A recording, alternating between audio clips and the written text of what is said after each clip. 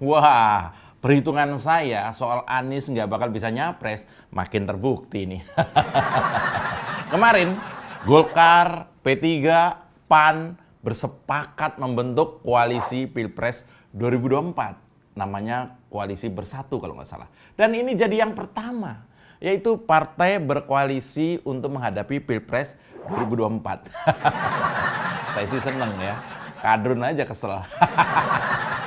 Saya respect ke Pak Airlangga, ketumnya Golkar. Inisiasinya untuk membentuk koalisi sejak awal ini setidaknya langsung membuat berbagai peta politik Indonesia yang selama ini buram jadi makin kelihatan bentuknya. Golkar, P3, dan PAN. Dua partai sepuh ya, partai lawas, dan satu partai yang baru saja hijrah. PAN baru saja hijrah. Tadinya partai dengan cita rasa Amin Rais, sekarang partai dengan cita rasa besannya, yaitu Zulkifli Hasan. Amin Rais ini dulu tuh katanya tokoh pemersatu. Kok sama besannya aja nggak akur, musuhan. Oh iya, saya punya semacam teori. Dalam politik, sebaiknya jangan ada besan-besanan. Biasanya bakal runyam. Amin Rais dan besannya jadi bukti. SBY dan besannya jadi bukti. Cendana itu dengan semua besannya kayaknya juga bubar semua tuh. Nah, berita soal 3 partai berkoalisi ini lumayan mengejutkan publik, terutama yang rajin mengamati pola tingkahnya politisi. Golkar memang dikenal ulung dalam permainan politik tanah air. Itulah kenapa Golkar meskipun bukan pemenang pemilu selalu ikut berkuasa. Strateginya memang ciamik. Dan karena Golkar bukan partai fans club atau partai yang mengandalkan kekuatan ketua umumnya, jadinya dalam pengambilan keputusan memang lebih cepat. Keputusan Golkar berkoalisi sejak awal dengan partai lain dinilai cukup strategis. Dan diyakini koalisi 3 partai ini sudah serius, gak main-main. Bahkan sudah ada perintah bagi pengurus daerah untuk merapatkan barisan dan bekerja sama dengan ketiga partai ini di daerah masing-masing. Sesuai arahan koalisi yang disebut sebagai Koalisi Bertiga Bersatu ini. Bertiga Bersatu. Koalisi trisam dong.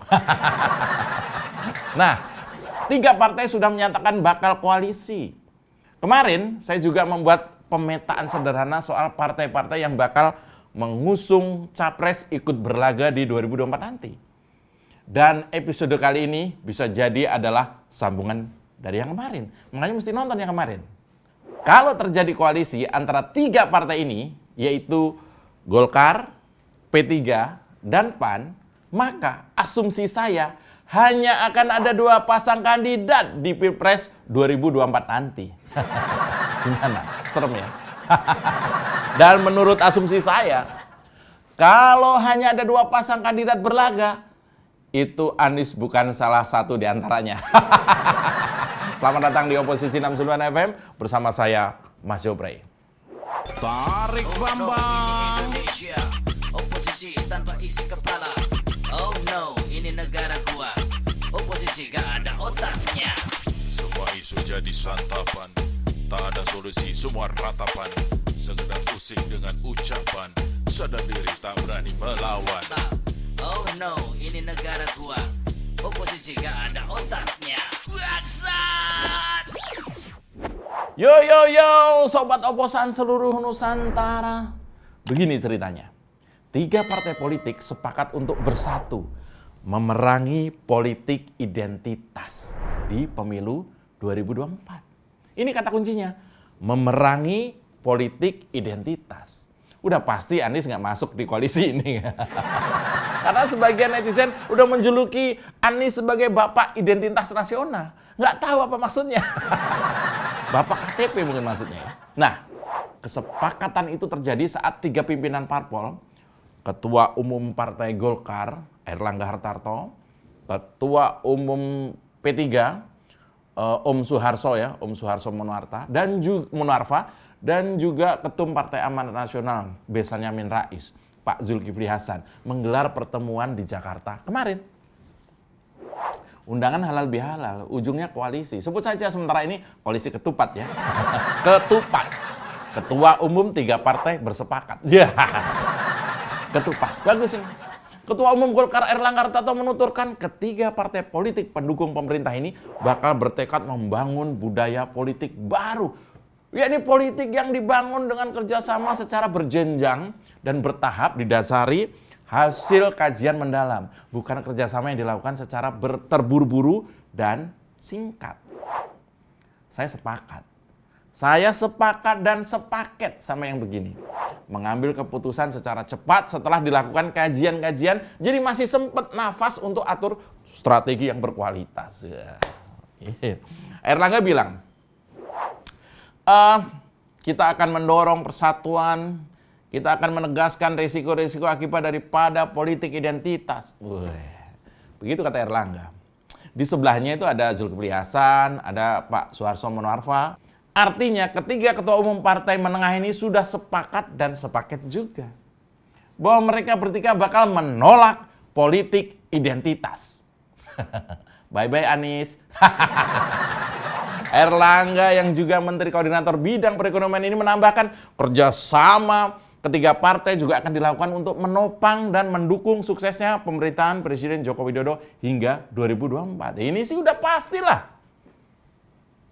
Karena memang ketiga partai itu masuk koalisi Indonesia Maju yang salah satu tugasnya mengawal suksesnya periode kedua Pak Jokowi. Saking seriusnya koalisi ketupat ini, Erlangga menginstruksikan seluruh kader partai berlambang pohon beringin itu di seluruh jajarannya untuk menindaklanjuti pertemuan 3 partai ini di wilayahnya masing-masing. Ini menegaskan ketiga partai juga sepakat untuk mengawal agenda politik ke depan, baik agenda pemerintah maupun gelaran pemilu 2024. Ini makin menarik. Golkar yang dikenal piawai dalam urusan strategi politik sudah mulai menunjukkan taringnya. Karena nggak mudah loh. Namanya membentuk koalisi partai itu nggak mudah. Karena memang kepentingan masing-masing partai kan pastinya beda-beda ya kan. Saya nggak nyangka Erlangga orangnya gercep juga ya. Adalah agak gede kayak kameramen saya. Tapi gercep. Ketiga ketua umum partai ini juga sepakat akan merumuskan secara detail dalam waktu dekat juga membuat program-program ke depan yang akan melanjutkan program-program strategisnya Presiden Jokowi. Singkatnya, terlihat di awal ini ya, koalisi yang mereka sebut sebagai koalisi bertiga bersatu ini sangat serius membangun kerjasama. Pertanyaannya, kenapa mereka cuma bertiga? Apakah partai menengah lain seperti Nasdem, PKS, Demokrat, PKB beda agenda, beda mazhab, atau beda harga? Beda harga. Kenapa partai-partai kelas menengah atau yang oposisi itu nggak Erlangga ajak bersekutu? Katanya mau menghilangkan politik identitas. Kita kulik setelah yang satu ini. Tarik ke Bambang. Mau kemana kawan, tanpa arah tujuan, cari masalah rawan, urus saja masa depan. Halo kawan, jangan ikut Taliban. Mau kemana kawan. Dalam pernyataannya setelah pengumuman koalisi itu, Zulkifli Hasan bilang, kita akhiri sengketa yang kemarin, mari kita saling menyayangi, sayang menista, membenci kita hilangkan. Nah itulah gagasan yang akan kita bangun bersama-sama Golkar, P3 dan Partai Amanat Nasional. Sebentar Pak Jul, sebentar Pak Jul. Kalau saya sih jelas ya sepakat. Kalau soal nggak boleh ada lagi permainan politik yang mempertaruhkan identitas sebagai jualan utama. Seperti menyerang lawan dengan isu saranya, saya sepakat. Ini juga termasuk para pelaku di masa lalu loh Pak. Yang memanfaatkan kelemahan identitas seseorang untuk menyerang. Dan berakibat perpecahan sampai sekarang. Jangan lagi disupport atau bahkan dibesarkan. Buang dari arena permainan karena terbukti dia menikmati perpecahan yang terjadi. Kalau kalimat Zulkifli Hasan itu maksudnya adalah seperti yang baru saya sampaikan, maka kali ini saya sepaham dengan besanya Amin Rais ini. Gimana Pak Jul? Mantu aman Pak? Zulkifli Hasan juga menegaskan, memperbaiki sebuah bangsa tidak mungkin dilakukan seorang diri. Butuh kebersamaan dan persatuan dalam politik gagasan untuk membangun bangsa yang maju. Betul. Saya lagi-lagi sepakat Pak Jul. Persatuan harus menjadi landasan kita memperbaiki bangsa yang selama era SBY sudah kemasukan faham-faham perongrong Pancasila ini. Koalisi bersatu itu mau lawan kadrun kan Pak? Mesti jelas nih, jangan sampai koalisi ketupat ini bersatu malah membesarkan kadrun. Kalau itu terjadi, ya kita bakal lawan Pak. Sementara, Ketum P3 yaitu Pak Soeharto menegaskan apa yang dilakukan ketiga partai pada pertemuan ini adalah menunjukkan kerjasama lebih awal untuk saling memperkuat agar menjauhkan politik identitas maupun keterpecahan masyarakat tidak terulang pada pemilu yang akan datang. Oke Bos Soeharto, kami dukung kalau tujuannya melibas intoleran, radikalis, apalagi anak buah teroris ikutan eksis dalam pemilu, kita libas. Asal jangan sebaliknya. Sekarang masalahnya adalah, kalau Golkar yang punya 85 kursi parlemen bersatu dengan PAN dan P3, maka total kursi mereka bertiga adalah lebih dari cukup untuk mengusung pasangan capres dan cawapres. PAN ini kan punya 44 kursi. P3 punya 19 kursi. Masalahnya, siapa capres dan cawapresnya? Kalau dilihat dari safarinya Erlangga kemarin-kemarin itu, sepertinya Demokrat juga akan merapat ke koalisi ketupat ini. Bukan nggak mungkin, karena politik itu sangat dinamis.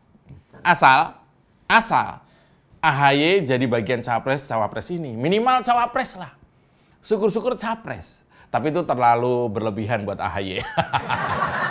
Udah masuknya belakangan, meski kursinya 50-an, tapi AHY masih minim makan asam garam. Lagian juga AHY ini terlalu ketara disetir oleh bapaknya. Jadi kemungkinan jatah menteri lah kalau misalnya koalisi ini menang dan Demokrat ikutan. Paling jatah menteri buat Demokrat lah ya. Kalau Demokrat ini bergabung, ini bakal jadi koalisi kuat. Nyaris 200 kursi mereka dapat. Dan bisa jadi Airlangga yang sementara hasil surveinya belum sampai 5% nasional itu jadi capresnya. Nah, kalau 4 partai tadi, Golkar, PAN, P3, dan Demokrat misalnya berkoalisi, lalu ada satu lagi koalisi gemuk misalnya PDIP, Gerindra, dan Nasdem juga berkoalisi, maka tersisa PKS dan PKB. 2 partai yang suaranya nggak cukup buat capres. Sudah tahu pikiran saya kan? Koalisi Golkar yang terdiri dari 4 partai misalnya mencalonkan Erlangga dan AHY misalnya nih ya. Tadi Golkar tadi itu koalisi bersatu tadi, koalisi bersatu ya. Itu mencalonkan Erlangga dan AHY misalnya. Sementara koalisi PDIP yang di dalamnya ada Gerindra dan juga Nasdem mungkin dipercaya bakal tetap mengusung Prabowo dan Puan. Atau Ganjar berpasangan dengan Prabowo, mungkin. Selesai. Pemilu diikuti 2 pasang kandidat dan 2 koalisi besar. Airlangga melawan Ganjar atau Erlangga melawan Prabowo. Publik mungkin heran. Apa iya kalau Erlangga maju capres ada yang milih? Begini ya Om dan Tante semuanya, begini. Kalau ternyata pada Pilpres nanti di surat suara cuma ada foto 2 pasang kandidat, misalnya Prabowo Puan melawan Erlangga AHY, masa nggak ada yang milih? Misalnya loh ya, itu cuma misalnya nih. Ini misalnya, pasti ada lah yang memilih ya. Misalnya memilih golput. Saya sih nggak golput. Kalau ada pilihan-pilihan pahit, saya bakal pilih capres yang teruji memerangi intoleran, radikalisme, dan terorisme. Dan saya yakin itu ada. Lalu gimana nasibnya Anies, Erik, dan Ridwan Kamil? Nah, mereka adalah bunga-bunga demokrasi. Biarkan banyak belajar dulu. Demikian Oposisi Nafsulan FM. Semoga Tuhan semakin cinta kepada Indonesia. Jangan lupa untuk jilat bawahan, tekan atasan. Bletak! Tarik ke Bambang. Indonesia, oposisi tanpa isi kepala. Anies, Oh no, ini negara gua. makin gak ada peluang. Oposisi gak ada otaknya. Semua isu jadi santapan, tak ada solusi, semua ratapan. Sekedar pusing dengan ucapan, sadar diri tak berani melawan. Oh no, ini negara gua. Oposisi gak ada otaknya. Bangsat! Kita dukung aksi melawan intoleran, radikalisme, dan juga terorisme demi Indonesia yang lebih baik dengan cara subscribe di kanal 245 TV. Makasih. Mau kemana kawan tanpa arah tujuan, cari masalah rawan, urus saja masa depan. Halo kawan.